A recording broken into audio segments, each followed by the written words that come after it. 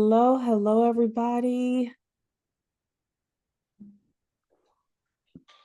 I kind of feel like these are brown bag lunch sessions that we have once a month. So this will be a good one for us, talking about multifamily properties. I've got a great person here for us to interview and talk about this great topic. If you can tell me where you're from, what city and state is everybody coming from today as you all are coming in? Put it in the chat for me. What city and state are you coming from? Yeah, Mark Baldino. I'm in Springfield, Virginia, which is 16 miles south of the Washington Monument. Oh, fantastic. We see Matthew here, Knoxville, Tennessee. Welcome to all my Knoxville people.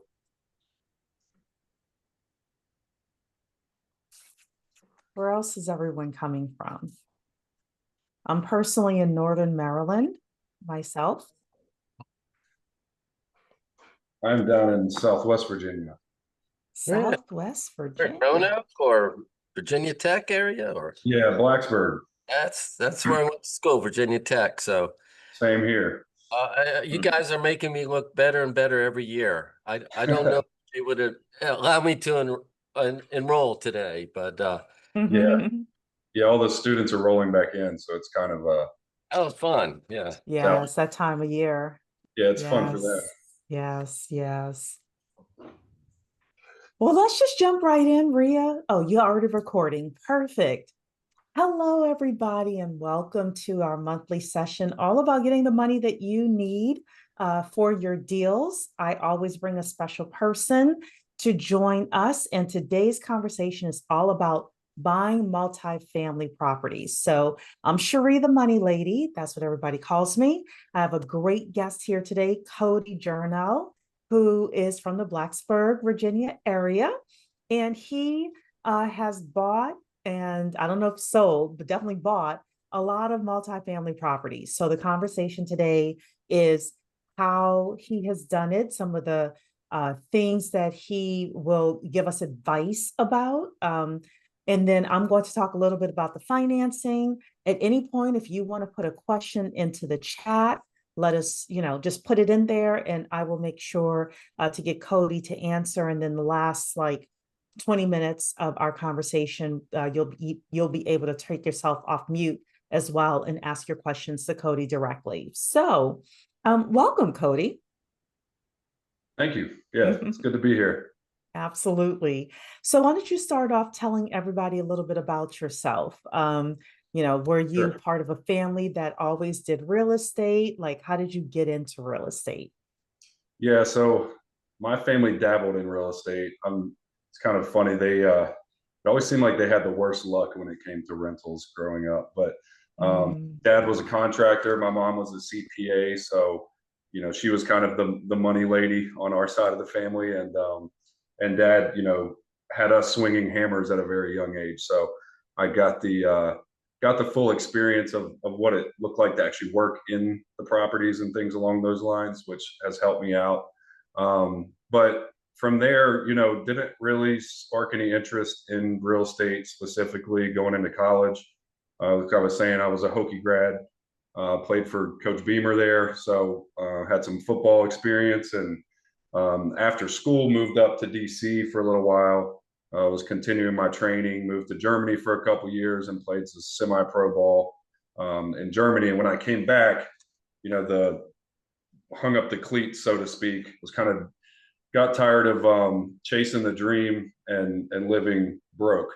So was looking around, took some training jobs. I was in sales for a little bit. Nothing really sparked my interest until I read the Purple Bible, we like to call it, Rich Dad Poor Dad, and it took all of those memories from what my parents were doing, when I was younger, and kind of brought it all full circle. And I said, man, this is what I want to do. I want to get into real estate investing full time. I want that to be my full time gig. But I also realized pretty quickly I do not know what I'm doing, and don't really Very have few a lot people of. do. Yeah, exactly. So that was back in 2015, 2016. By 2017, I had my real estate license. I decided, hey, what a better way to make some money and learn on the job than to get your realtor's license. That ended up being a blessing because it was right before, COVID times when the market went kind of crazy. I got a few years in under my belt before, the floodgates opened, and it was a good experience. So started buying single family properties like most people do, the year or two after I got my license, and just kind of continued to compound on top of that with creative financing type deals, more traditional, where we would, there when I was single at the time, I would buy something, fix it up while I lived in it, and then rent it out, move on to the next one. So did that for a few years, kind of built up this smaller portfolio. We also opened up our own brokerage within that period of time, which then turned into us opening up our own property management company. So that's kind of what has brought us full circle, to this day and age where, we're still doing stuff single family, with the single family market. It's almost hard not to, especially in this area. It's just what's predominantly here. And there's still deals out there that you can find. So, but we have, with that said, with rates going up, prices being pretty sticky, on the high side of things, we have started to kind of shift into some value add multifamily, started selling off some of those original single family homes that we had bought early, that built up a lot of equity, and started, playing the real life Monopoly game, taking those houses and trying to roll them into multiple units. So that's Right, kind of what brings us here. Perfect. So you had mentioned the original Purple Bible, or the Purple Bible being Rich Dad, Poor Dad. And it was really funny because for me, I was in the first year of my master's program. My mom was like, oh, go get your master's, blah, blah, blah. I put her off for a little bit. And I was like, all right, fine, I'll go do it.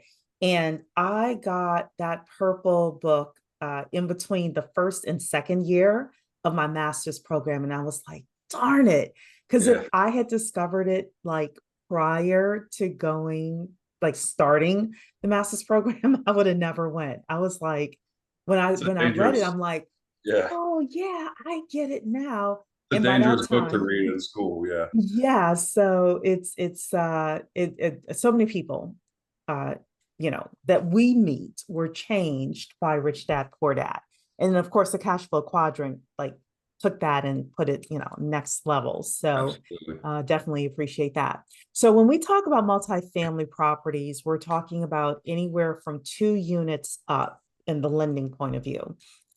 Within lenders, 2 to 4 units, multifamily is considered residential lending. When you get to 5 units plus, then you're getting to commercial lending. For you, Mike, tell us a little bit more about your process of looking at multifamily properties. Like, because I know you do, I believe it's like 20 units is your sweet spot now, but tell us like your progression when you got started with multifamily versus where you are today. Sure. Yeah, I think, there's this sweet spot I feel like we found within our organization. And when I say, value add properties, we like to find it's deep value add. So there's a lot of work that needs to be done. A lot of time we're kicking, homeless people out of these properties whenever we acquire them. But, we found that there is this kind of sweet spot, if you want to call it that, between, anywhere from like 6 all the way up to 30 units, where it seems like, at least in our area, a lot more people have access to that, those residential loans, like you mentioned, up to 4 units. So you get a lot more mom and pop competition in that, duplex, triplex, quad area. And, past that, things start to look a little bit more scary, if you want to say that. A lot of the mom and pop investors, they don't want to, get into those 6, 12, 25 units. But at the same time, it's too small for the institutional investors to want to fool with. They don't have the, the unit count that they need to make their numbers work.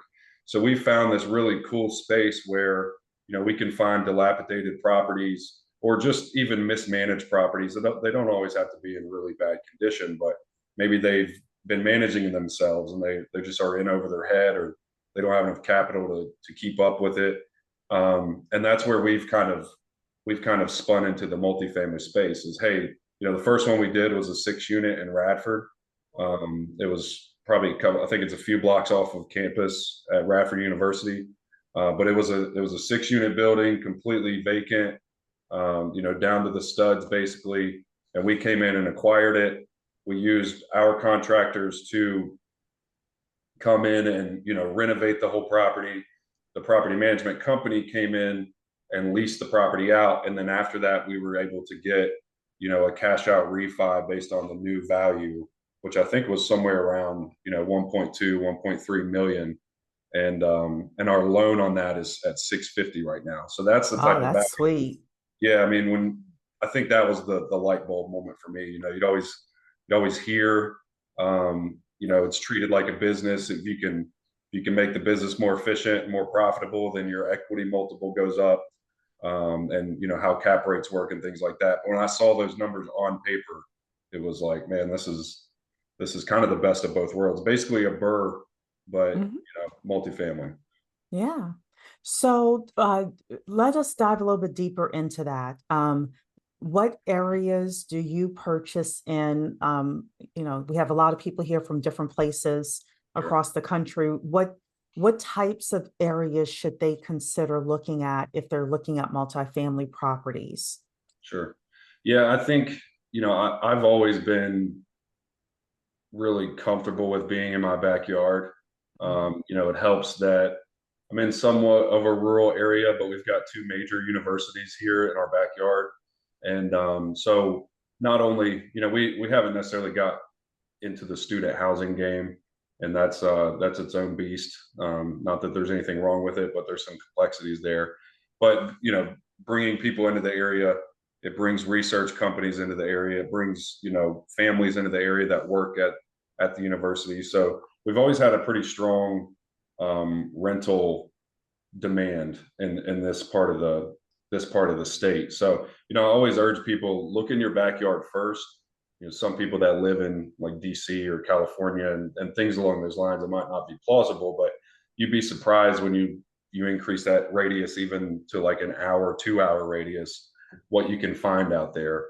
So that's always where I start. I'm in some other masterminds where people invest, across the country in these really large metropolitan areas, and that's all good too. It's really what fits your strategy and your goals. But what we found is, hey, we can put, even with some of these smaller properties, we can put 4 partners into this with a joint venture and control most of the equity of the property, rather than go into one of these 200-unit syndications where we own maybe 2 to 5% of it, and the returns are actually better on the smaller ones than they could be on the larger ones. So it really is up to the individual, but that's kind of usually where I have people focus first. Yeah. As a lender, I always suggest people go 50 miles, 50, so an hour away from where you live. And if you were to do the radius around that, for most of us, it's a wide, area where you'll have cities, suburbs, you might have a university or 2, places like that. So the other thing is, you were mentioning before that you look for properties that are in disrepair or are being mismanaged. And I wanted to ask you, do you also look for motivated sellers as well? Or do you not specifically, but do you primarily look at the property and say, okay, I can add a lot of value to this property? What's your decision criteria? Yeah, I would say, we've come across a few motivated sellers that have either seeked us out, or, we've just kind of bumped elbows with and spoke with them to find something. But the majority of the time it comes from the property first. It doesn't take much to drive by a place and you see weeds growing up, or there's cardboard in the windows, or, just mismanagement. You can tell, the property hasn't been kept, or it never seems like there's any cars in the parking lot. So, things along those lines, you start to kind of paint a picture for yourself. And then you go to that seller at that point, and don't make any assumptions right up front to the seller, but you try and get them on the phone, or at least have an initial conversation. And by the time you've had 2 or 3 points of contact with them, a lot of times you can tell, okay, this is the pain point. They ran out of money to do the renovations that they were hoping to do, and just kind of threw their hands up, or they don't have time to manage it, or they had a spouse that was managing it that has passed away or moved on, and they just don't know what to do with it. And then at that point, you can start to figure out, okay, how can I align myself with what their pain points are? Maybe it's not always buying them out of the property either. We're in the middle of a property we just acquired in Christiansburg. That's a 26 unit apartment building, and we actually didn't purchase the property. We just bought into the company that owns it. So we kept the owners on at a smaller equity percentage. We brought the money to do the construction and the negative overhead to turn it around, and then they'll be able to benefit down the road by the cash flow that we've created and the increased equity. But we didn't have to outright purchase the property, so it made it a lot better for both sides. So those are the type of things, the more conversations you have, the better you're able to really find these win-win situations, which I think is best for everyone. Yeah, so you got creative with that deal. I mean, that's a great thing. I do like the fact that you said don't assume when you're calling somebody that they just want to be bought out of the property. Like, really going in there asking, how can I be of service to you? I saw this. There's something, some sort of way that I can help you. Sure. I can buy the property, or we could talk about something else, and then just letting them kind of share. Yep. They'll probably give you the whole monologue about their lives, right? Yeah, exactly. You kind of hope that they do that. Yeah. You do. And that Right. way they feel comfortable with you. And if they feel comfortable with you, then you're able to talk business. So Right. yeah. Yeah, we've been in a good position with that as well, just with the kind of the vertically integrated business that we built. We started off just doing sales, and that's one value add for somebody who owns a property. And then we got into the management side of things as well. And that, we're also investors. So anytime I'm going into a conversation, or even a listing appointment, or it's somebody that I met that has a property, we've got multiple solutions for them, whether that's us purchasing the property or partnering on it with them as an investment, or we can help them sell it and get out from under it, or we can help them manage it and bring it back up to speed where they might not have the time to do it. So it really is about kind of being a utility knife, so to speak, for these property owners, and figuring out a way how you can help them. Do you suggest that people get licensed then? And is there a special license that you need, if you're doing 5 to 30 units, like you said? Right. No, not necessarily. I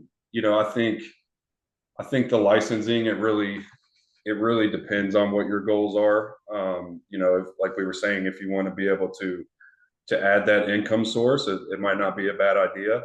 Maybe you talk to a lot of property owners, and that's not something that you've been able to offer in the past. It could be worth it. If you also know a lot of people in the area, and you're able to help out, grandma and all the cousins like I have running around this area, it can be quite a lucrative profession to be in. I don't know if just getting your license to be an investor is, in someone's best interest, but I also don't deter people from getting their license because they're an investor. I hear that a lot, where people say, well, I don't want to get my license because I think it'll put me, in a negative position in some of these deals that I'm doing. But I mean, in the reality, if you're doing sketchy things to get yourself in trouble with a license, you're going to get in trouble for those things without a license eventually too. So I think it's just another kind of tool, or tool to put in your tool belt, essentially. Yeah. The reason why I asked you about getting licensed is because you mentioned, like, one thing that you offer people is what they like to list the properties. So that's, it's helpful. Yeah. And you can make the way we kind of looked at it, or I looked at it going through, is how can I extract, selfishly, how can I extract the most amount of profit from this whole experience? So we've got clients that will come to us and they'll say, hey, I want you to help me buy the property.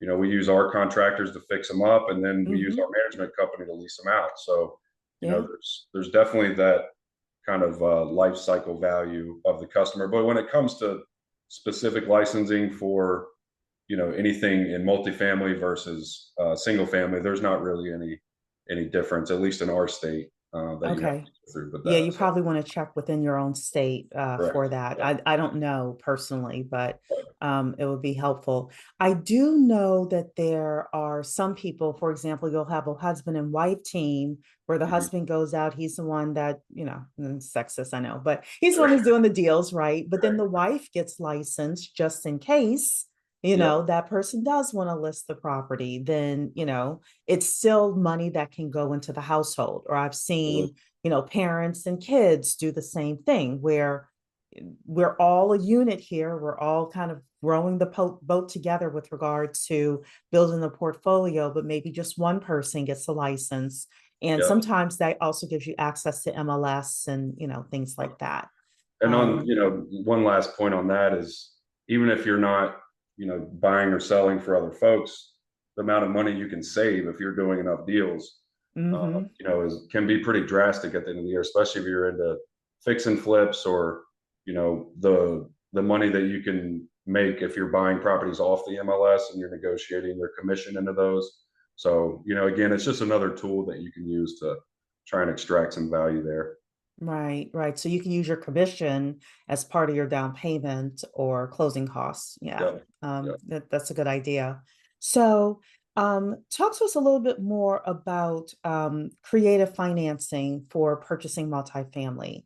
You had mentioned, oh, you were mentioning something earlier about creative finance because I wrote it down here. But what are some of the ways? Do you get seller financing? Are there other ways that you do creative financing for multifamily? Yeah, there's, you know, there's a handful. Well, there's probably endless variations of how you can make a deal creative. But some of the ones that we've done is, you know, direct seller financing, where, you know, the seller has the note paid off and they're willing to, you know, take a smaller down payment on the property while you go in and, you know, you pay them monthly, whether it's interest only or they amortize it, and then they have a balloon payment on it after a certain year. For instance, one commercial property we did in my hometown, we came with like a 10% down payment, and he was willing to finance it over, you know, it was amortized over a 25-year period, but we had a 5-year balloon payment on it. So that gave us the 5 years to go in and fix it up with the rest of that down payment we would have gave to the bank.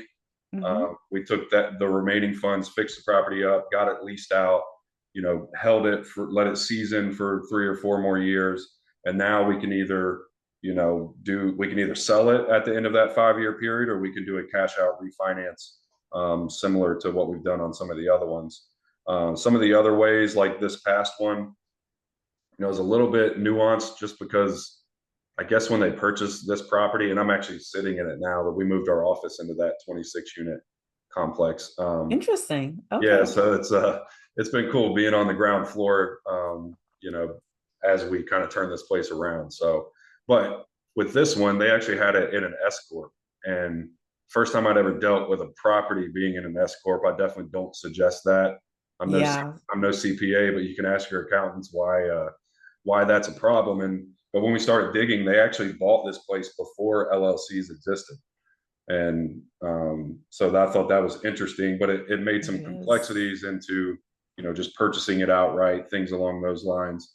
And so on this one, you know, I mentioned we came in and we said, hey, we realize you guys hit a wall on what you were able to put towards the property with renovations and things like that we need to do to get it turned around. So we actually bought stock within the company. So we bought like 60% of the shares of the company, brought the rest of the money for the construction and the overhead. We plan to have it turned around by the end of the year, to the point where we can go back to the bank and say, hey, you know, this is the value that we brought in. We made the leases more efficient. We put all the utilities on the tenants now. We got all the vacant units rented out. Everything's updated. Here's the new value. and then that lender will come in on the back end and put a permanent loan on it and essentially pay back our investment, and we can hold it long term. Right. So that's another kind of creative deal. And then the other one, which is still got financing involved, but we've also used some like fix and flip loans on some of the smaller ones. That 6 unit that I mentioned, we went to a company that typically does single family fix and flips, or up to 4 units residential, and they said, hey, we still like the deal. They gave us the money for the acquisition, the money for the construction. It was on like a 12-month term, interest only payments, and same deal, value add. We went in, fixed it up, leased it out, got it cash flowing, and then went back to the bank and paid off that loan and kept a permanent loan on it. So those are probably the 3 most common structures that we've used. There's countless. I mean, you can, more than one way to skin a cat for sure. Yeah, you could be very creative with the creative financing of these. So what are some of the drawbacks or things that people should watch out for as they are buying, but more importantly, operating multifamily unit homes and portfolios? What are some of the things they should watch out for? Yeah, I'd say the first thing to do is really know your ins and outs as far as the legal entity structure goes. We always try and steer towards joint ventures because it makes the process so much easier when it comes to, just how the deal is structured, how everything's paid out tax wise, things along those lines. But you want to make sure that you're not getting yourself into a situation where this is technically a syndication and not actually a joint venture, because that can have some very negative, very negative consequences if you don't set that up right. So that's probably the first one, is just make sure that you're consulting with an attorney. You might be comfortable with 10 different ways to purchase property as a single family renovation, but if you're raising money or using other people's capital to purchase some of these larger properties, like, you really want to pay the money to get the legal structure right up front. And then the second one, which is kind of similar to the first, is just you have to have a team. You might be a one-man show or two-man show doing single family homes, rentals, flips, but when you start getting into 6, 10, 12, 20 unit buildings, everything that you've done before that you had headaches on is compounded. So, the closing company, the attorney up front, the construction crew, if you're doing value add, like who is actually doing these turns and flips, can you actually rely on them? Maybe they're comfortable with single family homes, but when you put 10 apartments in front of them, how do they respond to that? And like keeping a schedule and things along those lines. And then your property manager really is your bread and butter of, is this going to be a profitable investment for you or not? The numbers can all look great on paper, but if you're not executing the game plan, then it can turn on you pretty quickly. I agree. I do think that having the right team for this is very important. And the legal structure is important with regards to lending as well. What kind of structure is this going to be in? And then also the contractor. I mean, we've just seen so many deals that fall apart because the contractor doesn't come through. It doesn't come through for the person either on time or at all. So we've definitely seen that. We have a deal right now in Pulaski that when we started, and there's some things that are just unforeseen. You can't always prepare for it. You got to be light on your feet, be able to roll with the punches. But to no fault of our GC, when we started this last project that we're doing, we had a completely different building official in town. So we got our sketches done. We walked the property with them. We confirmed that, hey, we're not moving anything. We are updating the HVAC and plumbing and the electric, but nothing structurally is changing. These have already been apartments. So he was fine with us not doing any engineering, like, plumbing, mechanicals, things along those lines. So we got about 70% into the project, and went to pull the final permit for the electric and the plumbing, and it was a completely new building official that was in town. And he said, wait a second, based on the amount of work that you guys have done, I'm going to need full architect plans, MEPs, everything along those lines. And we were like, well, that's not what the last guy said. And he said, well, I'm not the last guy. And, there's always this kind of back and forth. So we're working through that now. But to your point, the GC, being a good contractor, like he's able to try and help us navigate those waters. If you're just using a handyman that maybe, does some of your turns on your single family homes, he's probably not going to have that same level of competence to work through issues like that. That could end up costing you. I mean, that could have been a $40,000-$50,000 change order from the town. Right. And we're kind of working through it on the back end. I think we're going to come out of it a lot less than that. But yes, I mean, sometimes you can't plan for it. You just got to make sure you've got those contingencies built in. Yeah, having a GC that knows how to deal with some of those things politically, with regards to permits and things like that, you think that, oh, I'm going to get this guy over here because he's a lot less than this guy. However, it could end up costing you more if you have somebody who is not tapped in to, certain there's certain offices, let's just say it like that, within permits and things like that. So yeah, I definitely agree with that. I wanted to just kind of talk a little bit about lending, and then we'll open it up for questions. So with regards to buying multifamilies, as a lender, we look at anything that's 2 to 4 units as a residential loan, and anything that's 5 or more units, that is commercial lending. If you're going to buy something that is 2, 3, or 4 units, one way that you're able to get in for as little as 3% down, could even be 0%, is house hacking. You live in one unit and then you have renters in the other units. The way that it works from a lending point of view is if you have a 2-unit property, then we have to consider your income and not the rental income that's coming into the property when we're looking at your numbers and your debt to income ratio.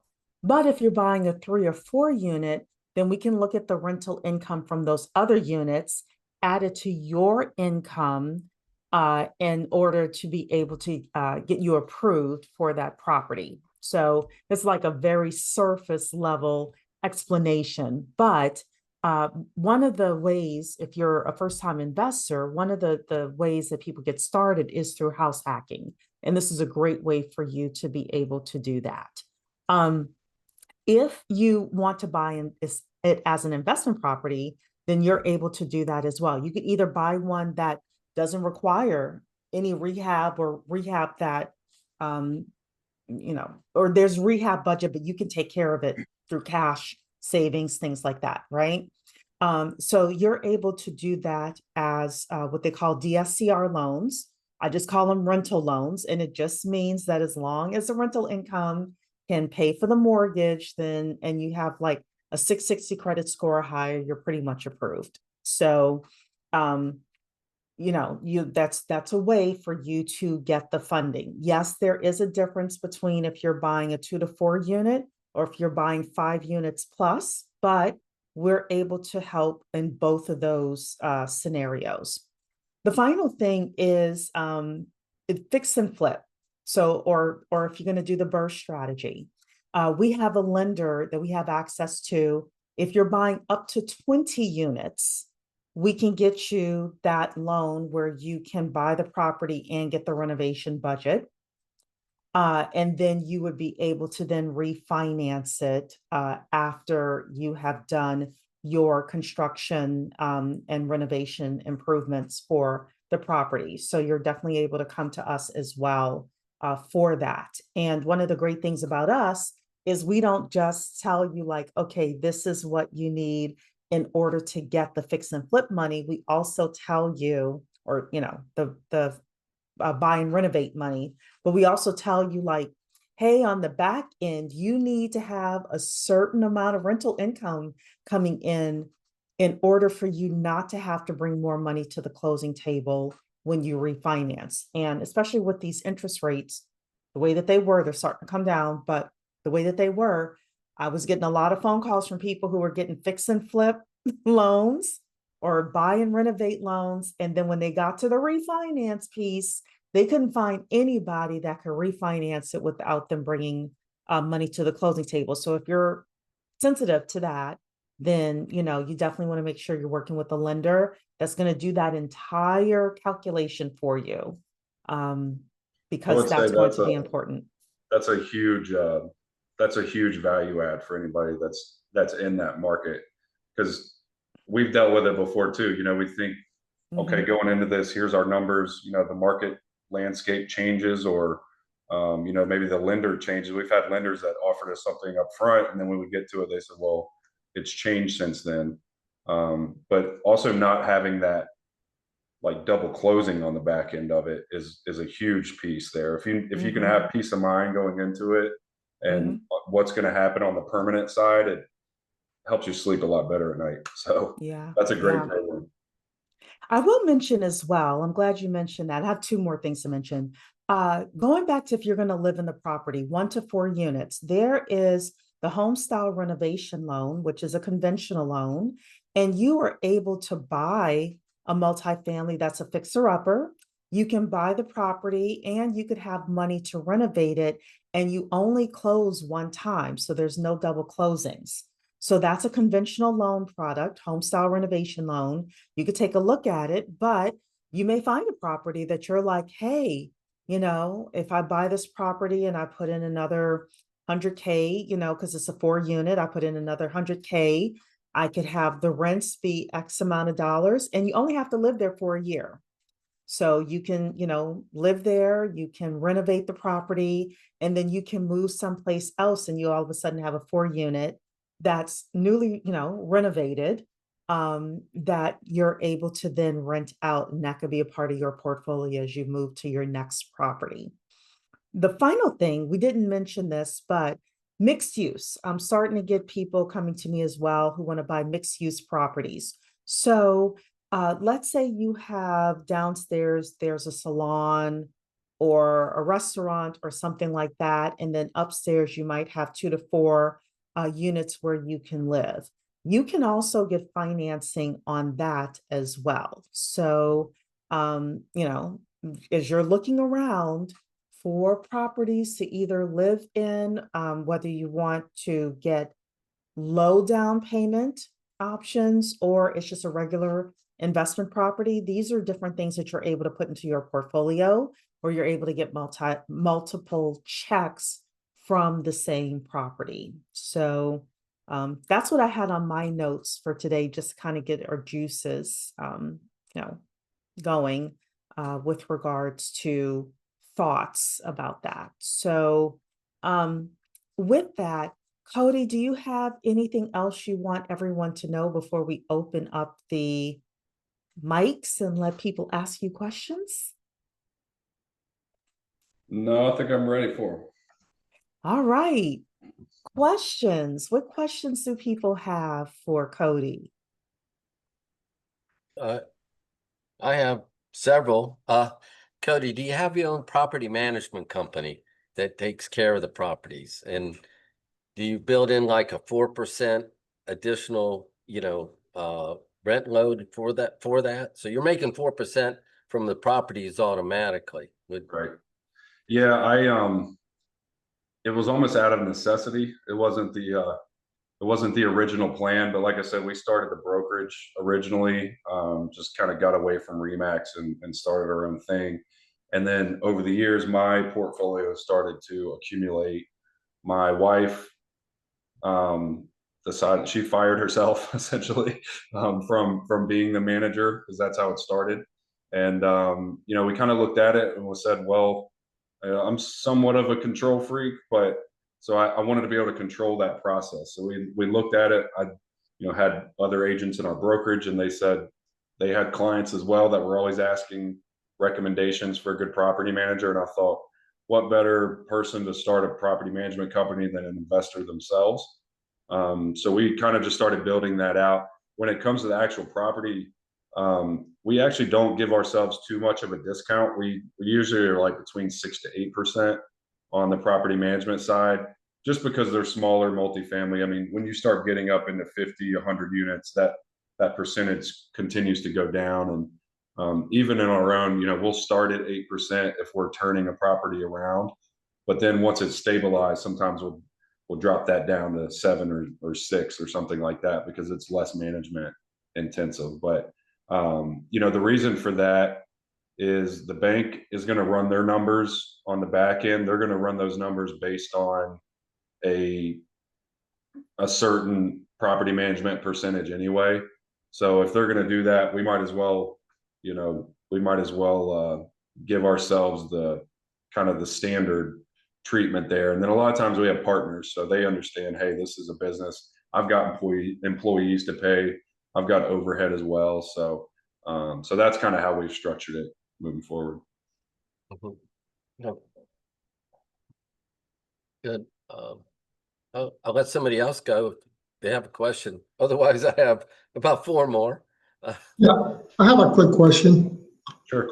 In reference to the contractors that you use, do you own any part of those businesses? Do you have any interest with the contractors? Yeah, so originally it was all 1099 work, and we used to just, sub out everything that we did. As the management company grew, and my real estate business as well, because, before you list a house, there's usually some repairs to be done. When you get it under contract, there's usually repairs that need to be done. So we started looking at the numbers, how much we were paying out, and ended up we've got 3 or 4 people in-house now that just almost exclusively service our properties and our clients' properties. So it started out, we just had a really good vendors list, and we would base everything we did off that vendors list and kind of price it out that way. And now we can control it a little better because some of those guys are in-house. We don't have like specialty folks, under the Haven brand.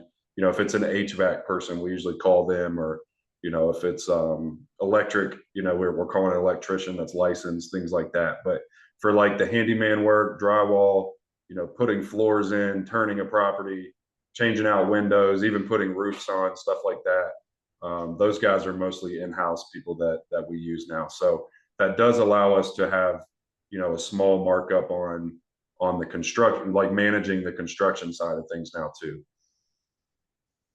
Thank you. Yep. And I have a dual question, both for Cheree and Cody, and that is a renovation payback factor. Basically, when you look at a property, you go, well, that's worth $1 million, but I got to do 200,000 renovation to bring it up to specs in order to rent it over 90%, because I think that's the magic number that you want to get for occupancy. So Sure. What percentage of a purchase would you say you build in a renovation cost? And Cheree, I mean, you got to look for that too, where, okay, I'm not giving you a loan for this because it's no, who would want to live there except cockroaches? So you go, okay, if you spend 200,000 to fix it up, I'm in. Do you look for that, or is that a factor in all this? So I can start on mine and let Cheree come in on the lender side. But what I typically do, I've got a pro forma template that I use, and it shows rents, expenses, which is like your taxes, insurance, property management, all that stuff. And we run a snapshot like day one. Okay, here's how the property is performing right now. Here's the income coming in. Here's the vacancy, like the current vacancy rate. Here are all the current expenses. Shoots out your net operating income, and then you look at what debt you're planning on having on it. You can figure out kind of from that NOI, you can figure out what the value should be around right now. A lot of times it's less than what they're asking for it. But the second snapshot is the stabilized portion of it. So then we have same pro forma template, but it's, well, I guess before we get to that point, what you have to do after you've got the current snapshot, then you got a budget, like you were saying, the $200,000, like figure out if that's the right number, if it's going to be more, potentially less. And then you go into your assumptions on the back end. You say, after it's stabilized, here's what we're going to get in rent for all of these apartments. Here's what the expense pro forma is going to look like. Like for this property, for instance, when we came in, the tenants were all, or the owner was paying all the utilities. So that wasn't even something that we needed to spend money on per se. We did have to like buy some water meter readers and stuff like that. But I mean, we could save $100,000 or add $100,000 to the NOI just by making the leases more efficient, which tenants pretty much expect to be paying their own utilities these days. So we have that beginning snapshot, and then the stabilized snapshot. We take those numbers. If they look good, the ARV or the appraised value with the cap rate that you're using on the back end, then I actually put almost like a business plan together for the lender. And I don't know if a lot of other people do this or if it's like industry standard, but it made a lot of sense for us to say, hey, here's the current situation. We've pinpointed like these issues and ways that we can add value. Here's our plan, like our execution plan. And then this is what the numbers are going to look like afterwards based on all of these assumptions and if we can execute. And at least from my standpoint or my experience, it's really helped the lenders that we work with say, okay, well, this might look like, a dilapidated property right now, but these guys they're seasoned operators. They know what they're doing. They've got some track record. And if they don't necessarily, maybe they've got a partner or they're partnered with a property manager that does. And we're confident that if we give them this money, they can get it from point A to point B and hold the property long term. And that's worked out well for us so far. So. Yeah. So from our point of view, I just wrote down a few notes. When we're looking at a property, we are looking at like one big controversial thing right now is where the property is located, because there are a lot of lenders now, for example, who will not loan in Baltimore anymore. There are a few other places across the country where a lot of lenders will not loan anymore. So I have a list of hotspots where the properties themselves are inexpensive. However, a lot of lenders won't loan there. Another thing is rural properties. There are quite a few lenders who will not loan in rural areas. Uh,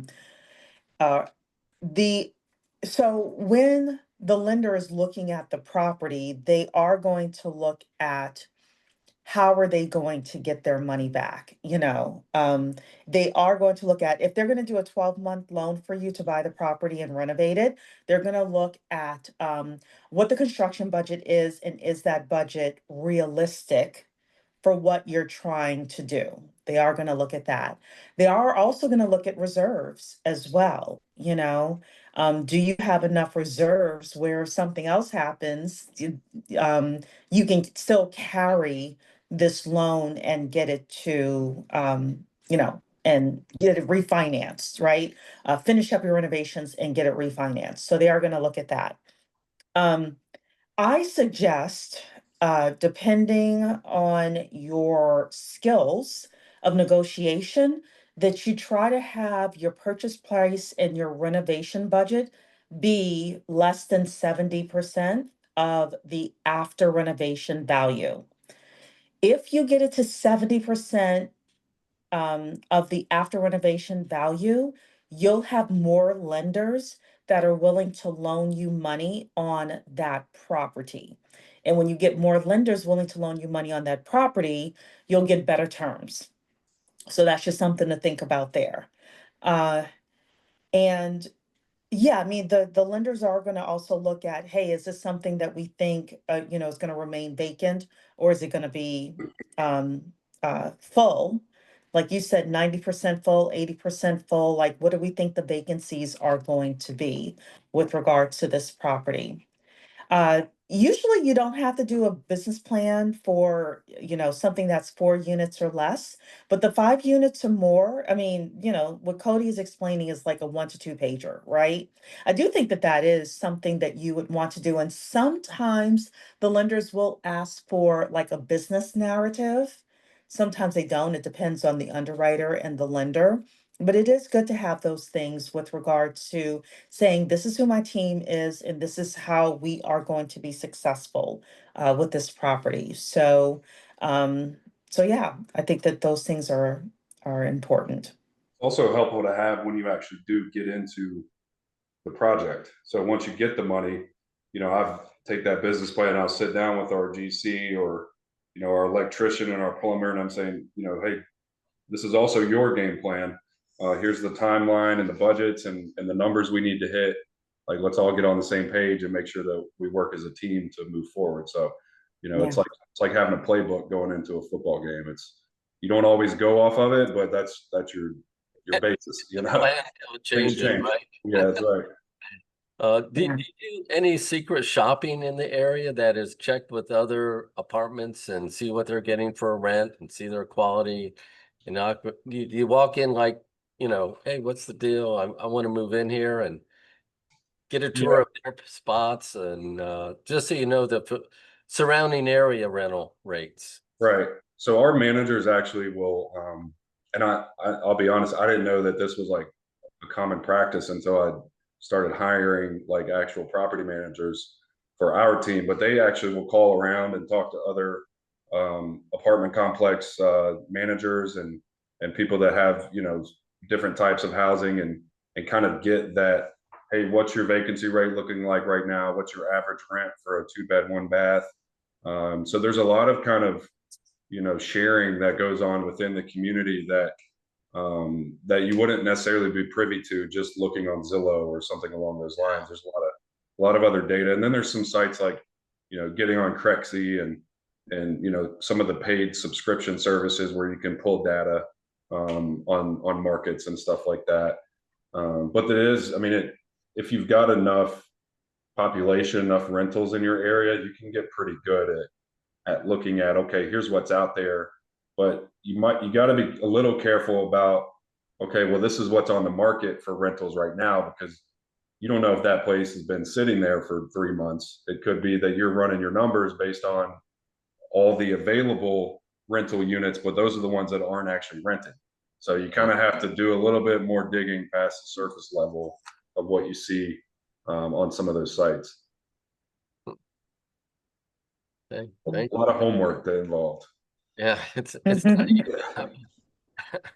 I know I've dealt with almost all the major apartment management companies with the product I have, and just talking to them, and we're trying to, it's just what you have to be no less than a fusion scientist to be able to understand everything and get all the data correct. So Right.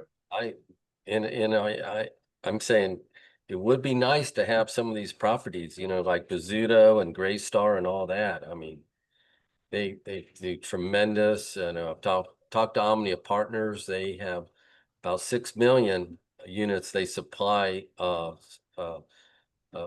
supplies to, or to for rebuilds and stuff like that. But it's quite an industry. 40 million apartment units out there. So that's Wow.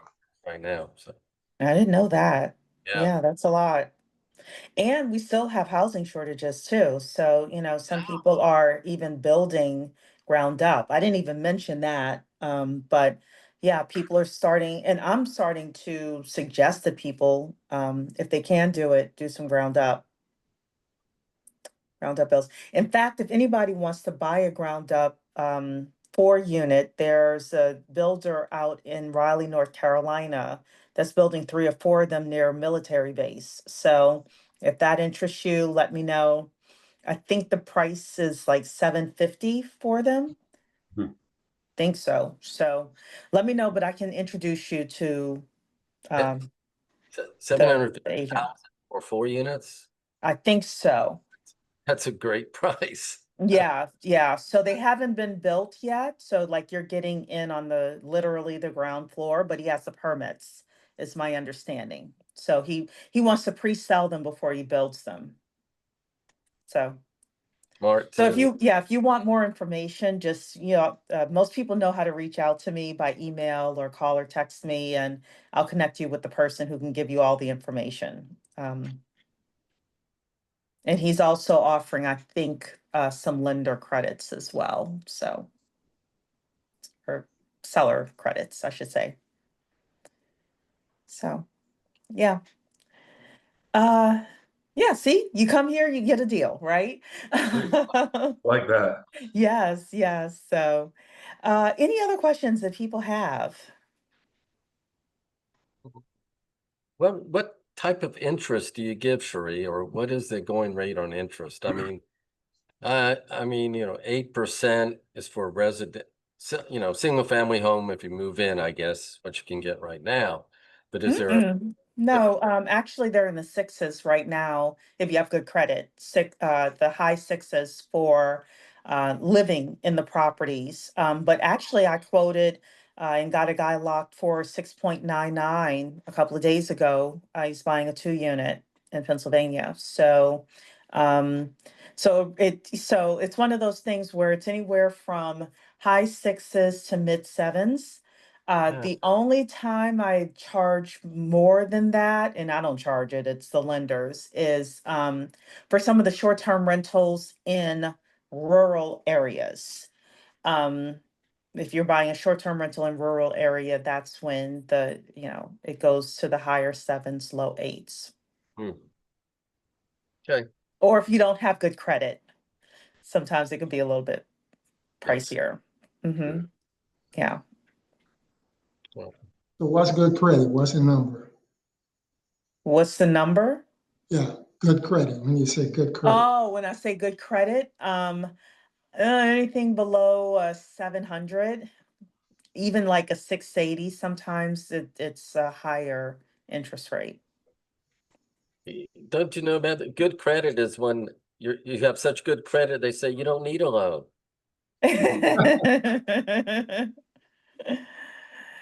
Anyway. Yeah. So actually the person, I wasn't going to out him, but he did put himself in here. So Tim Faust is on the line, and he's the one that got the 6.999.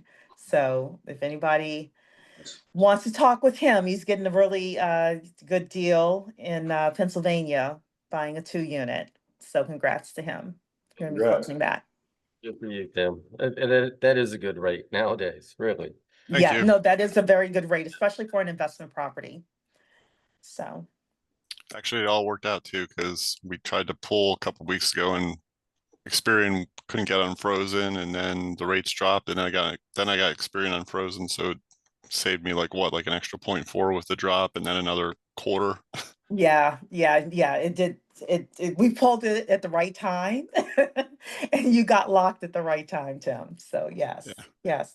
I do want to say this as well. There's a 94% chance now, according to all the betting that's happening, that the Fed is going to lower interest rates in September. But those lowered interest rates are already baked into the mortgages. So, the mortgages today, the rates that they're giving are based on what they think the Fed is going to do over the next 18 months. So um, that's just something else for people to know. So Like you if you're don't waiting, you if you're don't waiting for the foresee that coming Fed down? to lower rates in order to lock in your loan, you don't need to do that. You can get it locked in now, because if there's any kind of bump in the road with regards to unemployment or inflation data, then those rates could spike up again. Probably won't, but just in case. Yeah. So we have 2 more minutes. Anybody else have a final question? Otherwise, I'll let Cody tell us how we can find him. Do you represent buyers, Cody? Yes, absolutely. Okay. It's over the last probably 4 or 5 years, we've predominantly done listings, but the buyer's market is coming back strong, so I'm excited for that. Yeah, the buyer's market is coming back strong. So, it's a great time for people to purchase. Hey, Cheree, Any other? yeah, I Go had a ahead. question for him. I didn't catch it earlier. You were mentioning about having your license and then about doing deals and about the possible conflicts. Because I'm actually working on getting my license now, and I'm an investor, so Sure. it's good to know up front what I'm getting into or to avoid. Yeah, I mean, I've never, knock on wood, I guess, but I've never been in a situation where me having my license changed anything that I would do anyway. It's always, it's a moral obligation that I feel for my clients, regardless, or even if they're not my client going into a property, I'm always just as truthful as possible and upfront. Um, the only thing with having your license that really like put handcuffs on you before was the wholesaling laws. The fact that you weren't allowed to wholesale, at least in Virginia, with your real estate license. But I'm pretty certain during COVID that kind of flip flopped, and they said, well, now you have to have your real estate license to do a wholesale deal, and then it kind of got taken back to the drawing board again. And now I'm almost sure that it doesn't matter if you have your license or not. So they kind of landed at this happy medium where, that doesn't matter either. But, at the end of the day, I'm always, if I'm doing my job and I'm being ethical, there's nothing that's you having your license is going to, hurt you on the investment side. It's just a matter of, knowing the rules, knowing the laws, and whether if you're breaking the laws with your license or without your license, you're going to get in trouble for doing that. So you might as well have it and be able to extract more value. Understood. Thank you. Yep. Good luck. Thanks. All right, ladies and gentlemen, thank you so much for being here today with us. And Cody, how do people reach out to you? Yeah, it was great talking to you guys. I always appreciate the opportunity.